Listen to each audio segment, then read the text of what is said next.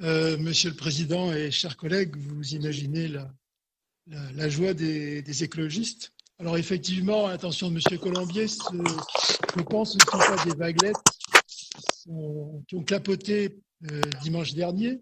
Ce n'est pas non plus un raz-de-marée parce qu'on peut déplorer le taux d'abstention qui est phénoménal, mais on peut dire qu'on a une marée, une vraie marée de montée des écologistes et qui est corrélative en fait à autre chose, c'est le reflux économique dramatique que nous allons essayer de pallier dans cette plénière. Et pour nous, en fait, ces deux phénomènes qui se télescopent aujourd'hui ne sont pas le fait du hasard. En fait, il y a une prise de conscience d'une urgence écologique et on la rencontre là et on va faire face effectivement à une crise. C'est une crise qui est double, qui est économique et qui est écologique.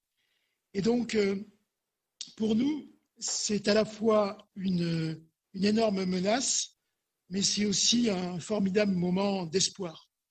Vous savez, dans cette assemblée, combien de fois on a été traité de sectaires, d'irresponsables, en prévoyant de Cassandre, qui prévoyait toujours le pire. Eh bien, on voit maintenant que lorsque la société vacille, lorsqu'il y a des pans entiers de l'économie, de l'industrie qui sont menacés, quand il y a des plans de licenciement comme ceux d'Airbus, d'Air France qu'on a annoncés, on comprend alors que notre souci de résilience des territoires, c'est quelque chose de très important. C'est un concept que nous portons, nous étions les seuls à promouvoir et ça devient en fait un fil rouge indispensable. Dans le paquet de mesures que nous allons adopté dans la délibération numéro 7, on voit en fait qu'il y a des mesures urgentes pour la transition écologique et le rebond social, et on voit que toutes les solutions prônées par les écologistes commencent à être mises en œuvre. Circuits courts, alimentation saine, autonomie énergétique, construction durable, traitement et recyclage des déchets, renforcement de l'économie sociale et solidaire, qui a été vraiment un tissu de résistance pendant l'épidémie. On reconnaît donc son immense intérêt social, territoire zéro chômeur, etc. Ces mesures sont prises dans l'urgence, avec des moyens qui sont encore limités pour préparer nos territoires à une transition écologique qui va être accélérée. Ce sont des mesures que nous réclamons depuis si longtemps et qu'on aurait pu mettre en œuvre méthodiquement et avec des moyens adéquats au niveau de chaque collectivité. Puis en passant, on peut saluer nos collègues et les forces alliées aux écologistes qui ont gagné la ville de Bordeaux ou de Poitiers. Ils vont devoir s'atteler sur leur territoire, comme les autres maires écologistes, qui sont maintenant en responsabilité, à cultiver la résilience des territoires. Responsabilité. Vous savez, Monsieur le Président et chers collègues, que les écologistes ont souvent été traités d'irresponsables. Alors qu'on peut remarquer que ceux qui gèrent des villes comme Éric Piolle à Grenoble, ou plus près de nous, Clément Pech-Rossienne à la Bègle, ils ont tous été reconduits de façon écrasante par leurs administrés, qu'ils ne voient pas du tout comme des élus punitifs ou sectaires. L'attention de l'extrême droite, qui dirait que les maires verts ne sont pas du tout des Khmers verts, comme ils le vocifèrent. Ce sont des gestionnaires prévoyants et surtout responsables. Mes chers collègues, on a besoin vraiment de responsabilité. Je vous rappelle que c'est l'irresponsabilité qui nous a conduits où nous en sommes, avec les conditions de vie même qui sont mises en danger pour demain et des personnes qui vont être massivement au chômage aujourd'hui. C'est l'irresponsabilité de croire qu'on peut augmenter indéfiniment le trafic aérien et ces milliards de passagers qui sillonnent la planète. On peut continuer l'extraction des énergies fossiles, encourager l'agriculture intensive agrochimique, pousser une mondialisation effrénée des échanges en sacrifiant les productions locales, poursuivre la destruction des terres arables et des espèces animales et encourager l'accaparement et la pollution de l'eau.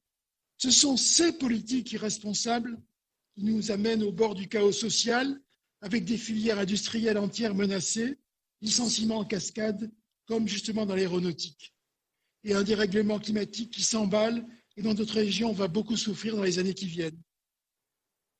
Donc les maires écologistes et leurs alliés vont devoir commencer patiemment à s'atteler à ce qu'on pourrait appeler cette réparation du monde avec humilité depuis leur commune.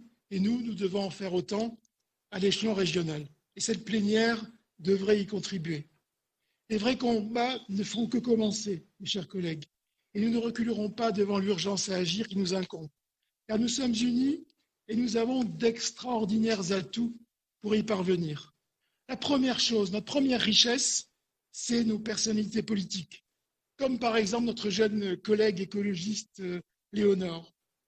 Je vais vous dire, mes chers collègues, si la remise en question permanente de ses convictions face au poids des conservatismes et l'audace de proposer une alternative désirable est, paraît-il, une caractéristique de la jeunesse, si le désir de coopérer en harmonie plutôt que de contraindre par violence est un cliché sexiste du féminin, si la volonté opiniâtre de protéger le vivant demeure le souci de l'écologie, eh bien en fait, chacun d'entre nous peut prendre modèle sur Léonore.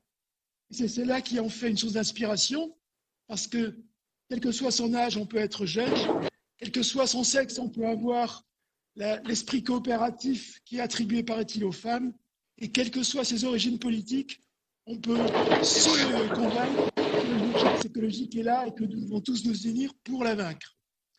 L'autre atout que nous avons et qui donne de l'espoir, c'est la prise de conscience individuelle, qui se mue en volonté collective, comme la Convention citoyenne pour le climat nous le fait découvrir. Mes chers collègues, c'est très simple. Tirez au sort 150 citoyens et citoyennes. Faites-leur rencontrer des scientifiques et des experts pour qu'ils comprennent les enjeux économiques et climatiques et travaillent à des solutions. Et vous obtenez 150 écologistes déterminés, enthousiastes, qui s'organisent en association militante de l'écologie.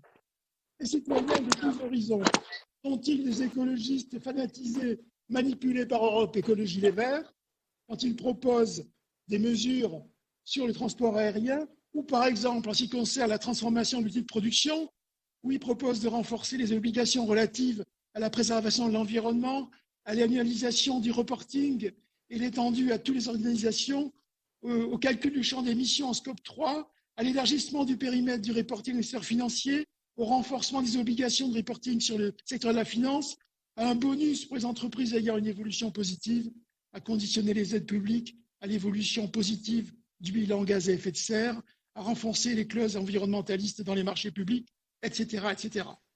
En un mot, parce qu'il propose, puisque nous parlons aussi d'industrie, à quoi?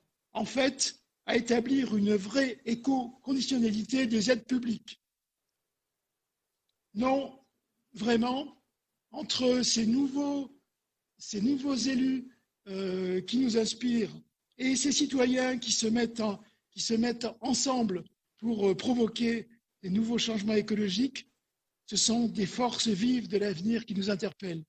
Monsieur le Président, mes chers collègues, ils nous interpellent et nous devons collectivement y répondre.